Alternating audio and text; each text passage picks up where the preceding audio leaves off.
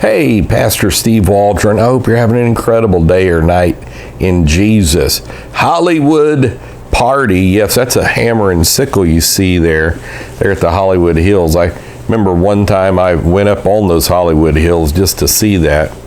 So thanks for being here. Let's take a look at this book, How Communism Seduced the American Film Industry in the 1930s and 40s by Kenneth Lloyd Billingsley. We're going to look at who he is in just a moment. I did want to read you just a couple of the blurbs in the back and kind of get you the feel. You know, you had the Red Scare going on, not the Red Skelton, the Red Scare. And so Charlton Heston, of all people, writes this. A blurb. Mr. Billingsley's book is the best exploration I've seen of the Hollywood blacklist and the Communist Party's role in that conflict. Hollywood Party covers it with insight, meticulous research, and some wry perceptions. Another thing that kind of gets into this is I was a communist for the FBI. Matt Savetic. You like that too. David Horowitz, author of Radical Son. Doesn't he do Front Page Mag or something? He writes some good stuff. For years, we've been treated to the left-wing version of Hollywood Blacklist. Now Lloyd Billingsley has provided us with the rest of the story. It's kind of like Stanton Evans blacklisted by history on McCarthy, because, you know, I grew up McCarthyism and McCarthy witch hunts and all this. But, you know, you read a book like that and you're like, the dude was overall pretty right. And especially with those Venona intercepts they've got from when the KGB opened up its files, it was like, wow. And Gary McFay, film curator, former director of the Los Angeles International Film Festival, leaves a blurb. And then Richard Grenier, columnist and author of Capturing the Culture. Hollywood Party is an absolutely captivating achievement. I did want to go back to McVeigh and read what he said. Now, the whole story can be told. The blacklist was never black and white after all, but can only be depicted accurately in shades of gray. From this day forward, no future backstage history of Hollywood can be called complete without taking into account the evidence that Lloyd Billingsley has uncovered. Of course, Ronald Reagan, you know, was leading the charge there. Nixon had some things to do with it. Former President Nixon, before he was president, he was senator of California at the time. And so there is some truth there. There was some, like Charlie Chaplin, I think, was a Communist Party member. You know, you had some card-carrying Communist Party people, which communism would be atheistic and very governmental control and socialized, not individual liberties and all of these type things. But then you might have some what's called fellow travelers. And I do think I was a communist for FBI really brings that out, that they ran influence operations, they would use blackmail operations, any number of things. So how communism seduced the American film industry in the 30s and 40s. So you're wondering, who is Kenneth Lloyd Billingsley? I'm so grateful you asked that question. So in the fall of 1997, we're going to look at that. Some of the biggest names in show business filled the Motion Picture Academy in Beverly Hills for Hollywood Remembers the Blacklist, a lavish production worthy of an Oscar telecast, and song, film, and performances by stars such as Billy Crystal, Kevin Spacey, and John Lithgow, who I'm constantly accused of looking like, by the way. He played Harry and the Hendersons. The audiences relived a time some 50 years before when, as the story has always been told, outrageous writers and actors stood firm against a witch hunt and blacklist for wrecked lives and destroyed careers. Left untold that night and ignored in books and films for more than half a century was a story not so politically correct, which is a communist term, Leninist, but vastly more complex and dramatic. So, Kenneth Lloyd Billingsley is the editorial director of the Pacific Research Institute in San Francisco. He serves California's correspondent for The Spectator, which I like a lot of Spectator stuff. And written for the Washington Post, Wall Street Journal, Los Angeles Daily News, San Francisco Chronicle, and many other publications. He currently divides his time between Sacramento, the Bay Area, and Southern California. So let's look at some more stuff in this book. You may find that interesting. And it's published by Forum. He did it for his wife, Irene. It came out in 1998. So here's the table of contents. That's as good a place to start as any. Has a partial cast of characters, abbreviations and organizations, timeline, introduction, the official story, communism, communist, and cinema. And I want to stop there. I was reading a thing from a communist during that time period, the 50s, who later confessed to some things. He said, you know, I didn't have to make a communist movie. He said, all I had to do is somewhere 5 minutes in the movie was implant a seed, and everything else worked. A little leaven leavens the whole lump, as the Word of God says. And I remember reading Ben Shapiro in 2006 about television. He wrote a great book on television, higher education. This is before Ben Shapiro got backed by those multi-billionaires out of Texas with the Yeshua movement or whatever they're in. I can't remember their names right now. But he was writing some amazing stuff then.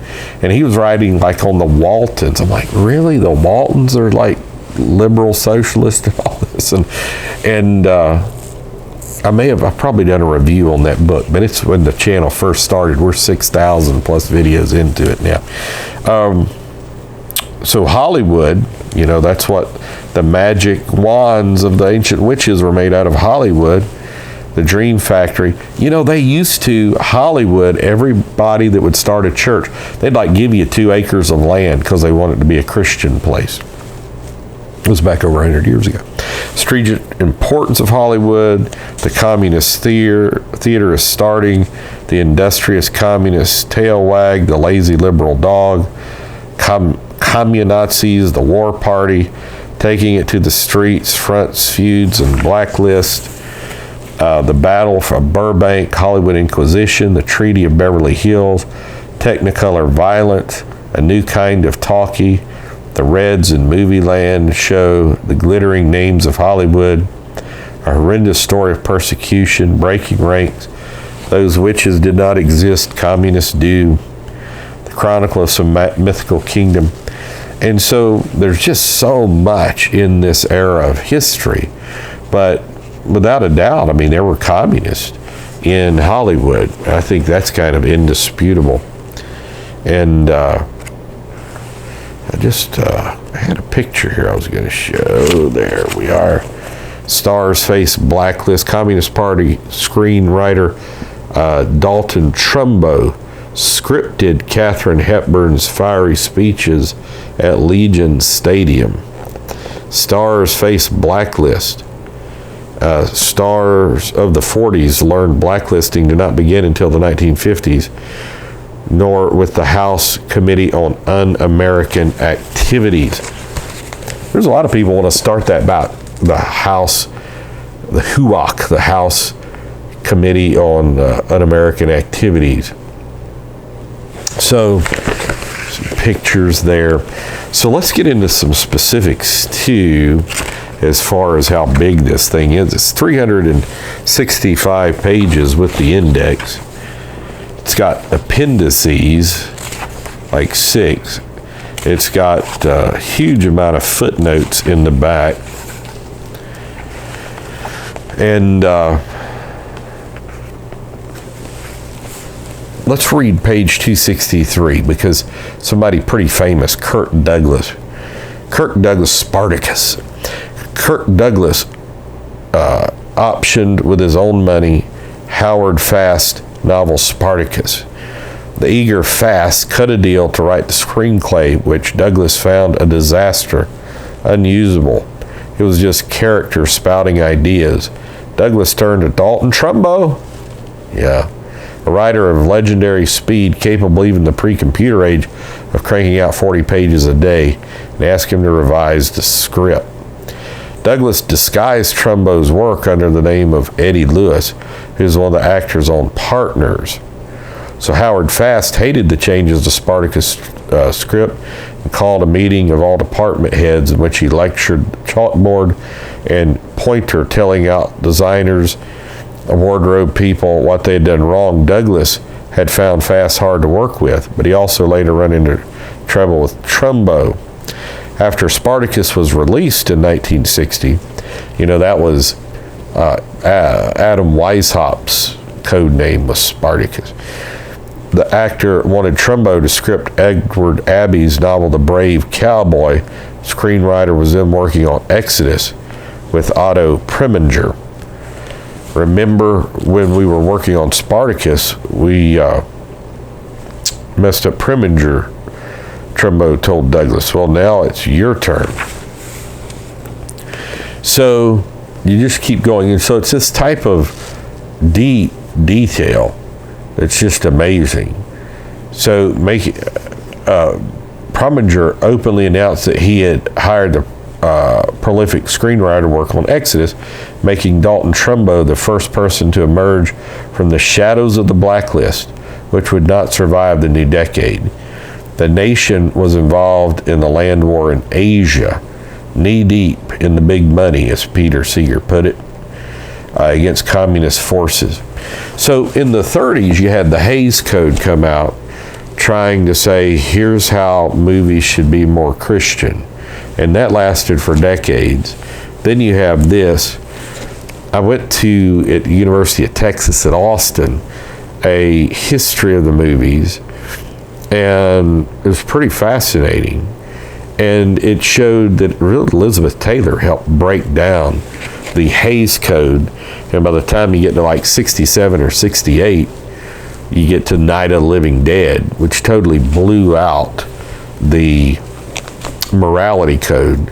You remember EC Comic Books had the first morality code from 1951, 1955, the government put, because it was just sickening stuff. And so here I am, I'm 2 or 3 years old. First movie I ever saw was Night of the Living Dead.